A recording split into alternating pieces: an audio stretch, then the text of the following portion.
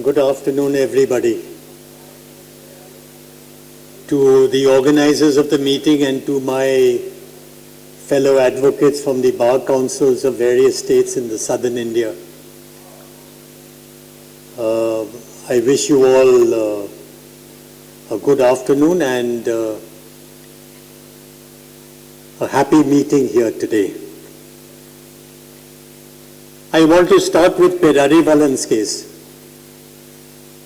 because it was a landmark case in many ways. And since we are dealing with UAPA day in and day out, it's important to know what the importance of perarivalan was. You know the genesis of the case. You know how certain persons used a bomb and killed Rajiv Gandhi. And to anybody's mind, that would have been a terrorist offense. Using a bomb, killing the former Prime Minister of India and killing 6 other people, injuring 15 other people, would seem to be a terrorist offense. And I'm talking to you about this case because it's important to understand what is the meaning of terrorism. But you must know that in Nalini's case, ultimately, when that Tada case came up to Supreme Court, there's a brilliant judgment of the 3-judge bench of Supreme Court. And it held that the assassination of Rajiv Gandhi by blowing a bomb and killing so many people was not a terrorist offense.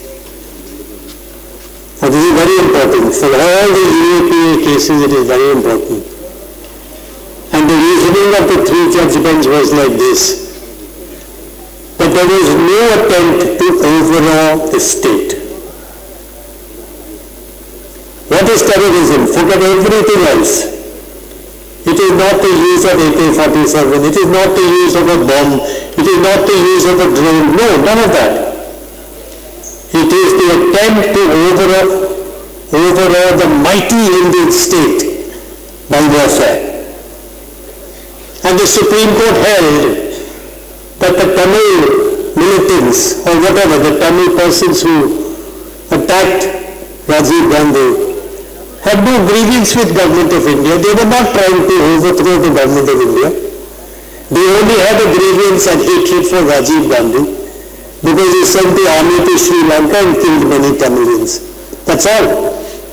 They had enmity with Rajiv Gandhi alone. They had no enmity with the people of India. They had no enmity with Government of India. They had enmity with him because he sent the army. That is in the judgment. So it's very important judgment to read. All of you who are doing UAPA cases, very important to read this judgment. So they said there's no attempt to overawe the state. You used a bomb, yes. You killed people, yes. You killed the former Prime Minister, yes. But there is no attempt to overawe the Government of India by force, so the Tada charges were dismissed. And they were convicted under 302. And whatever happened, happened. So that is the first lesson from perarivalan's case. I had a personal thing with perarivalan. I came here to the district jail here in Chennai. Ramjit Malani also came, others came, and we were. And I remember when we went to the jail to meet perarivalan, it was like keeping an animal in the cage. He was holding the bars and he was crying. And I thought, how many years a young man like him keep him behind bars? More cruel than the act itself, more cruel than the act, to keep a human being behind bars for 20, ultimately 30 years. And the jailer came to me and said, Colin sir, get him released, please, get him released. I said, this is very strange. Superintendent Saab is asking get him released. And he said to me, I will never forget that day. He said, he is my best prisoner, sir. perarivalan is my best prisoner. He is teaching everybody, he is teaching them computers, so many people have got diplomas because of him. He is my best prisoner, sir.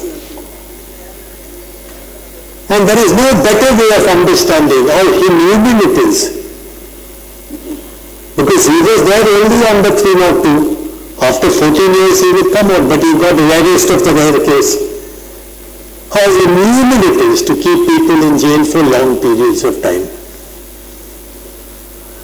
If you go to Jammu and Kashmir and meet the situation there, people who have never fired an AK-47 or made a bomb or anything, really because they are Kashmiris and Muslims, they are in jail for 30, 35, 36, 40 years. Can you imagine? So we start with perarivalan and the use of the term terrorism. It is to override the state, otherwise it's murder, straight off. Now if you use this yardstick, if you use this case, in all your UAPA cases, there will be hardly 1 or 2 or 3 cases, hardly any case which meets the definition of terrorism under UAPA. So it's a very important judgment because we are losing sight of that judgment when we do these UAPA matters and all that.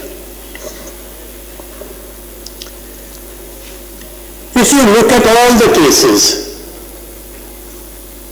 if you look at the Vinavu cases, where all our modern day freedom fighters are in jail, Sudha Bharadwaj was in jail, Gadling from Nagpur is in jail.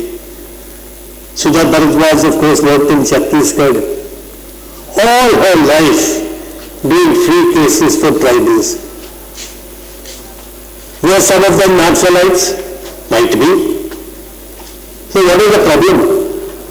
A lawyer can't do a case for a Naxalite. A Naxalite can't come to the law and get legal aid. Spent her life there. And they caught her, arrested her, on the basis of a letter. That letter did not come from her computer. That letter did not come from her house. That letter was not caught on her person. That letter was not in her handwriting. That letter was not signed by her. And yet the case of the prosecution is, this is the letter that originates from Sudha Bharadwaj. Some third party is producing the letter and Sudha spent 5 years in jail. Young daughter, 5 years in jail. I'm telling you all this, my dear friends, why? I'm coming to these new laws also. Because I have hatred for this system of catching people and putting them in bars as terrorists. When they never used a machine gun, never used a bomb, never used a knife, nothing they did. I have hatred for this litigation. All that they did was use their brain and their tongue. Speech. Modi Sahab, you are like this, Amit Shah, you are like this, Satru Kabir Chidasa. You are all doing illegal work, you are doing this work, that work. That was the only fault of our modern day freedom fighters. Only fault. That they took the government and they scolded the government. And when government threatened them, they refused to bow. And they strongly spoke against the government without fear. Look at any case. Gadling is a lawyer from Nagpur. All his life he did work for the Nagpur tribals.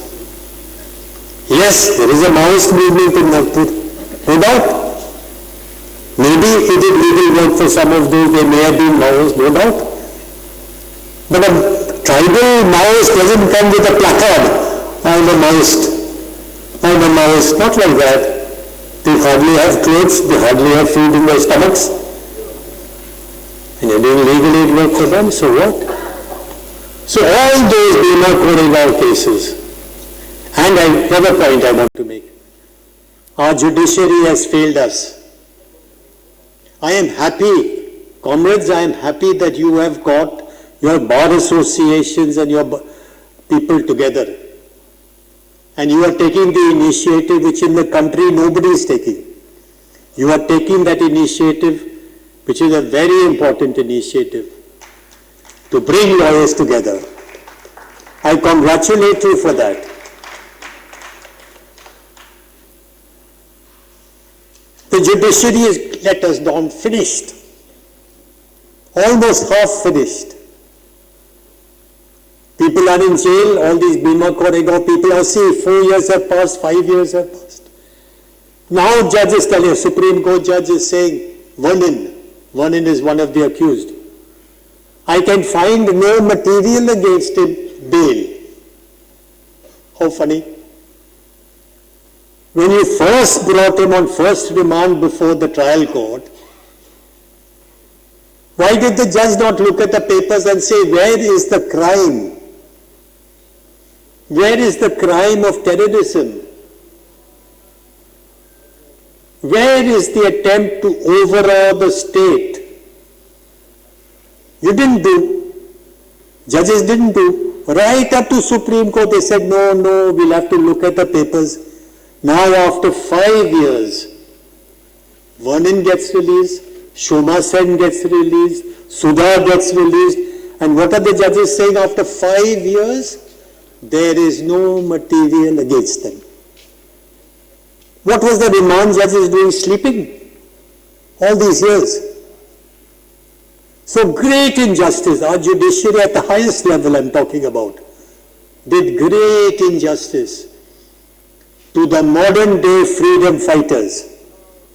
All these people in jail labeled as terrorists. It's like the British period. No different from the British. Our government today at the center is no different from the British. One difference there is, they are worse than the British. That's the difference. Treating our people like the British treated us, they treat the people of India. Lying about terrorism, urban Gonsalves. Mr. Amit Shah is very fond of using this term, urban Gonsalves. Show us, sir. Show us in the entire country. Show us some urban Naxal. All the urban Naxals are getting out, and the judges are saying there is no material against them. So where is your urban Naxals?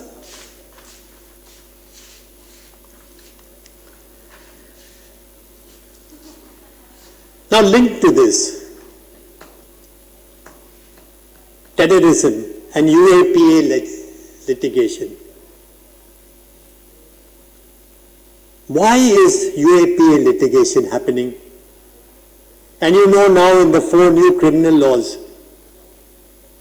you have sedition come again. The old British law of sedition, you took away the name.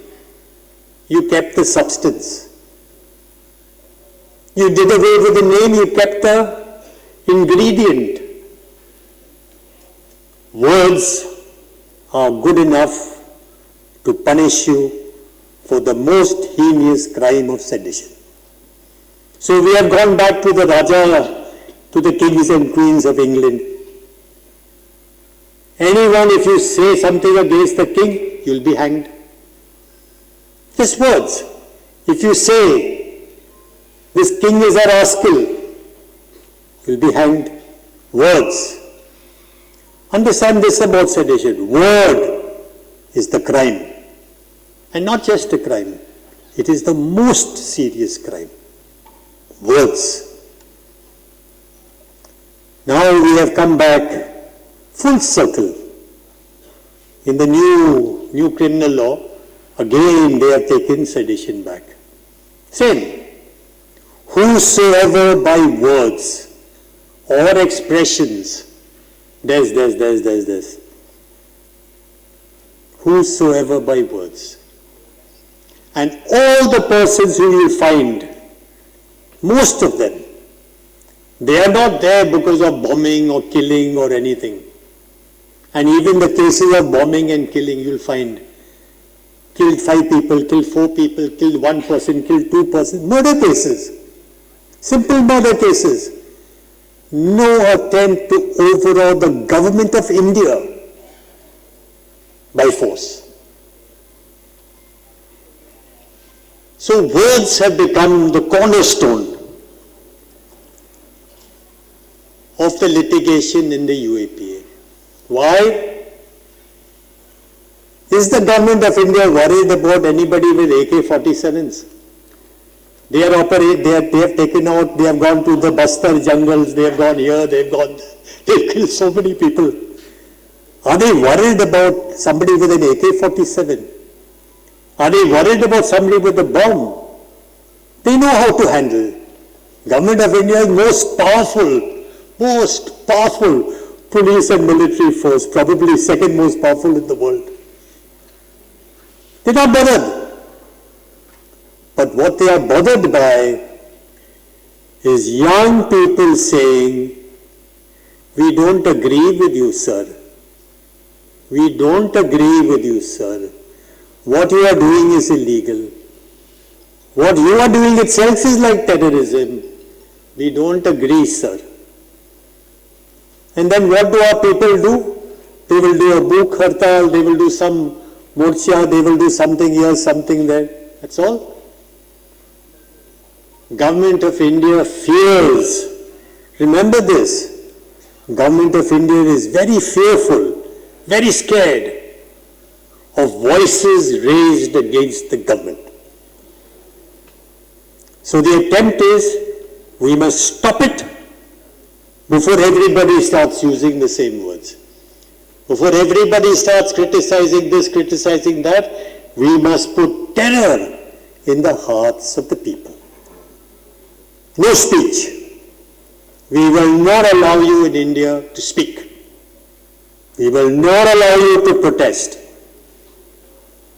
And look at it at the end. After 5, 7, 8, 9 years like this, go to the colleges and see. Where once upon a time there used to be nice debates and, protests and writing on the walls, protests. Everywhere in the world it happens. Everywhere in the world. Students have become very fearful and scared. You say something, action is taken, they become very scared. And so what has happened? When people like Sudha and all these people go to jail for a long time, like Sai Baba, our dear friend Mr. Sai Baba, professor, when he was a student, he would come to the meetings. I remember him from those days. He used to wear a chappal on his hands, chappal on his knees, and crawl from the back of the auditorium. He will come up here, he will come to the auditorium and stand and speak. What did Sai Baba have that they kept him for 5 years in jail? Seriously sick, disabled. What did he have? Except the power of ideas. Except the power of ideas. Sai Baba had nothing. And he lived such a difficult life in jail, a man who had to crawl virtually. In jail he had a very difficult time. Because some of his prisoner friends used to help him. Going to the bathroom, having a bath, they used to help him. Sweetly they used to help him, so Sai Baba managed. And then when the High Court gave him bail, sent him out, you all are practicing criminal lawyers here. Have you ever heard acquittal by the trial court, acquittal by the High Court? Sorry, acquittal by the High Court. He is coming out of jail. The Chief Justice will constitute a bench on Saturday. What is the urgency? He's coming out on bail, he'll go to his family, he'll be with his wife and children for 5-6 days. No, they will sit on a Saturday. And without staying the order of acquittal. Can you imagine? Many of you all will be criminal lawyers, without staying the order of acquittal. We need to discuss the judgment. Discuss, take all your time. Take your time, discuss. Mr. Sai Baba, go back to jail. Have you ever heard an acquittal? Man is sent back to jail without an order of stay on the acquittal. And then Sai Baba went in for 2 more years, came out and died. Very sick he was, very sick.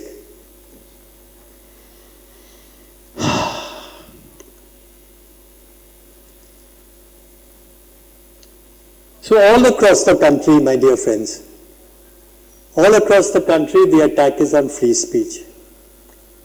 And why I congratulate your bar associations in this meeting today. Because if we build a strong bar association, we can change the nature of the suffering in India. If you all take the leadership from the different states, if you all take leadership, you have seen now, for example, when our Chief Justice retired, there was so much of debate in the papers, on the internet and in the papers. What is his legacy? Was it good? What is bad? And we saw some things that were very, very not so good, let us say. Not good. He was very good at speaking, very, capable speaker. But when you look at his judgments, and I would urge you, look at his judgments. And we must learn to look at the judgments of our people, of Chief Justices and so on. It was a different story altogether. Because our bar doesn't stand up. Our bar doesn't have courage.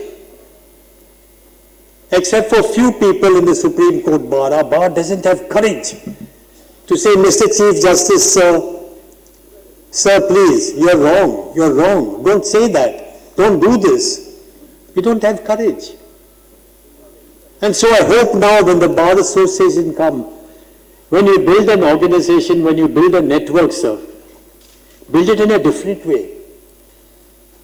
Make your people, you choose the most courageous. Choose the most courageous but good lawyers. Good in work, honest and bold. So that they are not bothered. If a Chief Justice does something wrong, they will take them to task. That is what we are expecting, sir, from all you bar councils, bar associations. We are expecting this. That you will build a new tradition in India of a strong lawyers organization. A strong organization that will stand up against injustice done by the judiciary to the people. Government will do injustice, but when the judiciary does injustice to us, then who will stand up? Who will speak out? Who will have courage? When the new laws were introduced, one of the first persons to compliment the government for bringing out this new law, can anybody tell me? Chief Justice of India, Dhananjay Chandrachud. I was watching an internet video. I was so surprised. The matter is coming to court. The whole country is protesting against this thing. And who is saying that it will bring India into the modern period? Mr. Modi and Mr. Amit Shah will bring India into the modern period. And who is telling us this? Chief Justice of India. And then the case comes before whom? When it was challenged? Chief Justice of India. What a terrible thing. And now all of you know, I think we don't have to, I'll say a few words about that, but the whole country knows, at least criminal lawyers in the whole country know, that this is all rubbish. All rubbish. And I saw Amit Shah when he introduced the criminal laws in Parliament. He said it is time we get rid of colonial legacy. Pay attention. Colonial legacy is what? Our CRPC, IPC. Now you compare that with these 4 laws. If you compare with these 4 laws, you will see that what Modi and Amit Shah have done is 10 times worse than the British laws. The British were not too bad. The British were not too bad on criminal law. They had a strong tradition of criminal law, which now we are destroying. Bit by bit we are breaking. Even on sedition. The UK repealed sedition law ages ago, ages back. Marital rape exemption. Husband can rape wife and it's not rape. The UK repealed that years ago. So India, colonial, like if you say British criminal law, is not necessarily bad because it's colonial. Parts are bad. But what they've done is to bring it, to make it even worse.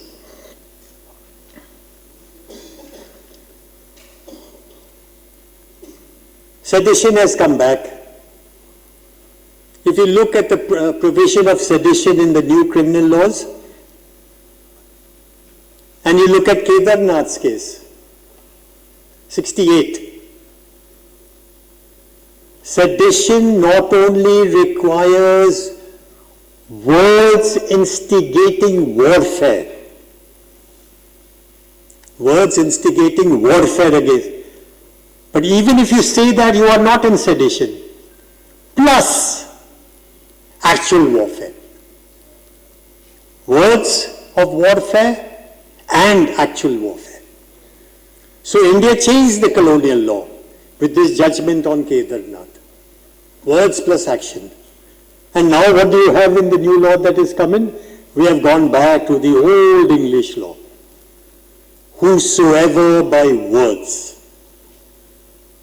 Whosoever by words. I saw Amit Shah explaining to parliamentarians, and it shows how rotten our parliament has become. We are taking you, he's very, very good speakers, everyone very good speaker, fool the nation, fool everybody. We want to get rid of this colonial legacy. And now all of you know, all of you who are practicing in law, practicing in criminal law, you know that he misled Parliament, no? He misled Parliament into thinking that colonial legacy is gone. And one example I want to give from my home state, Kerala. My parents are both from Kerala. Namboodiripad, way back in the 50s and 60s. Namboodiripad said, no social change is possible except by bloody revolution. Interesting, no? No social change is possible unless by bloody revolution. So they caught him. In sedition they caught him. He was taken right up to Supreme Court. And the punishment Supreme Court gave him was to sit in court till the rising of the court. Because they understood. Namboodiripad was certainly not a terrorist. It's communist ideology that if you want to change, you can't change through parliament or through laws. You will change through bloody revolution. So he sat in court from morning to evening and then he went home. Famous example of Namboodiripad. And the thinking of judges then, broad-minded. People must have the right to free speech, which means that they can give galis, they can give curses to the government, they can give curses to the ministers. It's all right. It may not be nice, it may not be acceptable, but it is within the boundaries of law to have very vigorous, angry, free speech. Now I'll talk about these 3 laws straight away. I want to talk only about 2 or 3 aspects. V.K. Basu's case was the protection given by the judiciary against torture by the police. It had one very important provision in that judgment. When a person is arrested, his checkup must be done immediately. First medical checkup must be done immediately. That is no problem for the police because the police will not torture you before first medical checkup. So that checkup will come proper. There are no injuries on the body. But the second part of V.K. Basu, every 2 days, you will take him for a medical checkup and get a medical report from public hospital. Now if that is there, you cannot touch him. That is missing from the code now. First is there, that when you arrest, you must take him for medical examination and produce that report along with the FIR, along with the charge sheet. But the second is missing. Enabling torture now. Because torture will only happen after the first or second or third day. The second is 176(1)(a). That is killing in custody, custodial killing. And the original section 176 says, if there is a killing in custody, the magistrate will conduct an inquiry. And these inquiries are usually conducted by executive magistrates, which is useless. All across the country with fake encounters, the executive magistrate is signing whatever the government tells him to sign. The amendment 176(1)(a) required judicial magistrate first class.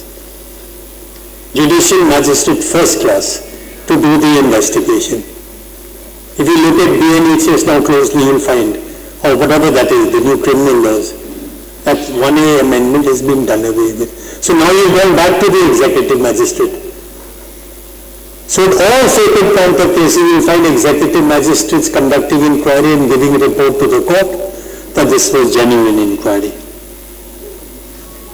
Third is, and this is a very worrying point, all the provisions of terrorism law slowly are coming into normal criminal law. Extension 180 days, all that. Slowly, this is the first. So instead of having terrorism law as a separate law, UAPA, see, UAPA has two problems for the government. Chidambaram introduced two safeguards in Parliament. He said, I'm giving you, when everybody was very angry with Chidambaram, he said, I'm giving you two safeguards. One is the authority. Independent authority will look at the evidence and make a report. Police cannot straight away go and file a charge sheet of terrorism. No. You give all that information to authority will check.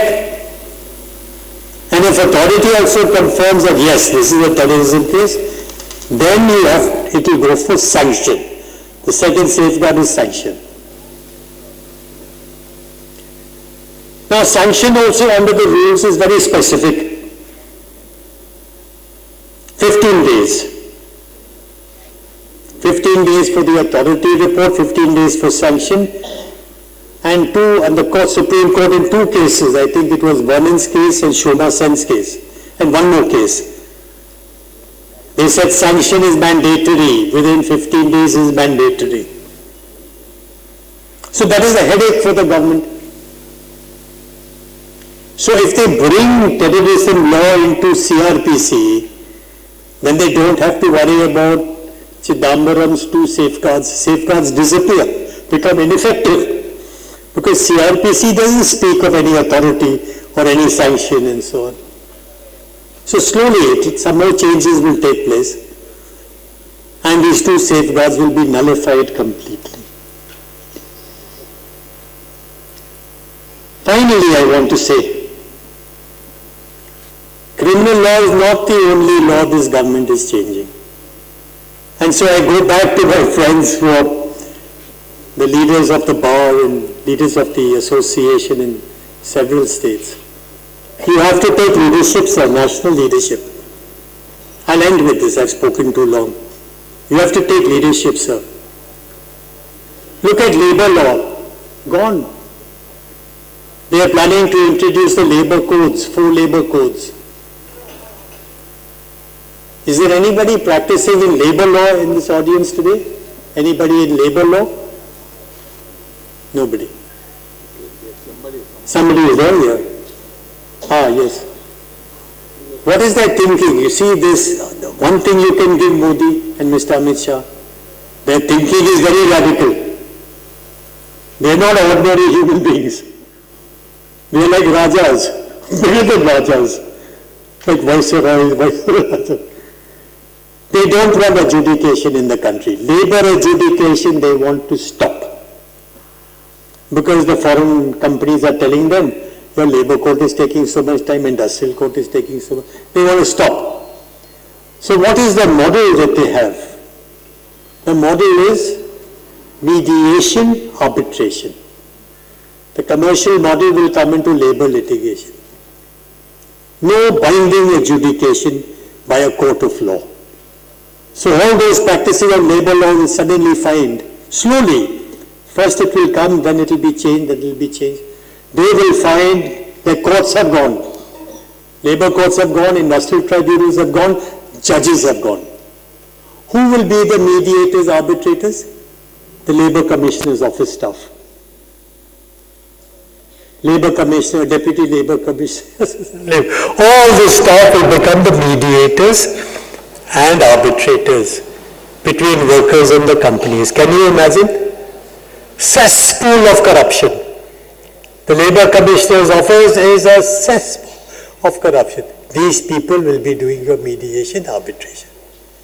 So labor law is frightening, and I must urge you from the bar associations, please consider filing petitions in the Supreme Court under Article 32, challenging the labor codes, because it can come any time.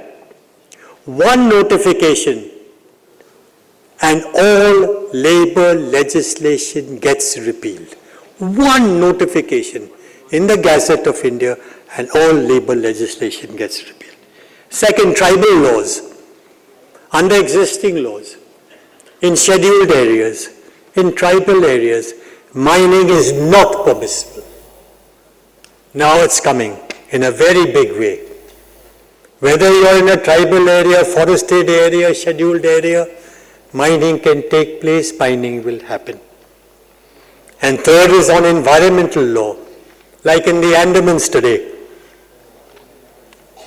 That court, I think, is connected to the Madras High Court. Like in the Andamans today, the whole of environmental legislation will get diluted. And so I end with a kind of a request to all my comrades and friends. I first thank you for getting me here today. I am happy to come here. I have long association with Chennai. But I only want to send out one signal. We have to be militant. We cannot be docile like sheep. For too long, our associations have been docile. You have heard when Dhananjay Chandrachud retired, somebody said, I don't want to mention any names, the extraordinary son of an extraordinary father. What was extraordinary about Father Chandrachud when he bowed and bent and, prayed before Indira Gandhi as if she was a goddess? What was extraordinary about? And what was extraordinary about his son?